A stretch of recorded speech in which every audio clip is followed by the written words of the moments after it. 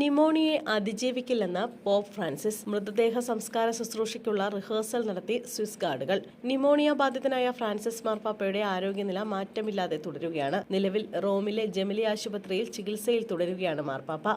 ഇരു ശ്വാസകോശങ്ങളിലും ന്യൂമോണിയ ബാധിച്ചതായി വത്തിക്കാൻ അറിയിച്ചു. പ്രായാധിക്യം രോഗത്തെ കൂടുതൽ സങ്കീർണമാക്കിയതായി റിപ്പോർട്ടുണ്ട്.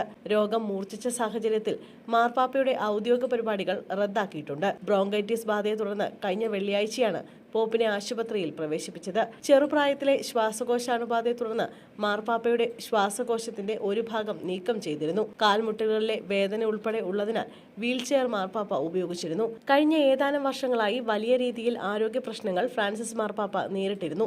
2023 ന്യൂമോണിയ ബാധയെ തുടർന്ന് മാർപ്പാപ്പയെ ആശുപത്രിയിൽ പ്രവേശിപ്പിച്ചിരുന്നു. ശ്വാസകോശ അണുബാധയ്ക്ക് ചികിത്സയ്ക്കും പരിശോധനകൾക്കുമായി 5 ദിവസമായി ആശുപത്രിയിൽ തുടരുകയാണ് 88 വയസ്സുകാരനായ അദ്ദേഹം. തനിക്ക് വേണ്ടി പ്രാർത്ഥിക്കണമെന്ന് മാർപ്പാപ്പ അഭ്യർത്ഥിച്ചു. റോമിലെ ആശുപത്രിക്ക് മുന്നിൽ ആയിരങ്ങളാണ് പ്രാർത്ഥിക്കുന്നത്. അതേസമയം പോപ്പ് ഫ്രാൻസിസിന്റെ മൃതസംസ്കാര ശുശ്രൂഷയ്ക്കുള്ള റിഹേഴ്സൽ അദ്ദേഹത്തിന് സുരക്ഷാ കവചമൊരുക്കുന്ന സ്വിസ് ഗാർഡുകൾ നടത്തിയതായി സ്വിസ് മാധ്യമം റിപ്പോർട്ട് ചെയ്യുന്നു.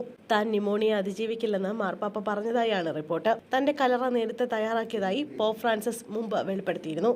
അതിനിടെ മാർപ്പാപ്പയുടെ ഈ ആഴ്ചത്തെ ഔദ്യോഗിക പരിപാടികളെല്ലാം റദ്ദാക്കി. അല്പം സങ്കീർണമായ അണുബാധയാണുള്ളതെന്നും കൂടുതൽ ദിവസം ആശുപത്രിവാസം വേണ്ടിവരുമെന്നും ഡോക്ടർമാർ പറഞ്ഞു. റോമിലെ ഏറ്റവും വലിയ ആശുപത്രിയായ പോളിക്ലിനിക്കോ അഗസ്തീനോ ജെമിലിയിൽ മാർപ്പാപ്പയ്ക്കായി ക്രമീകരിച്ച പ്രത്യേക സ്യൂട്ടിലാണ് പാപ്പയ്ക്ക് ചികിത്സ ഒരുക്കിയിരിക്കുന്നത്.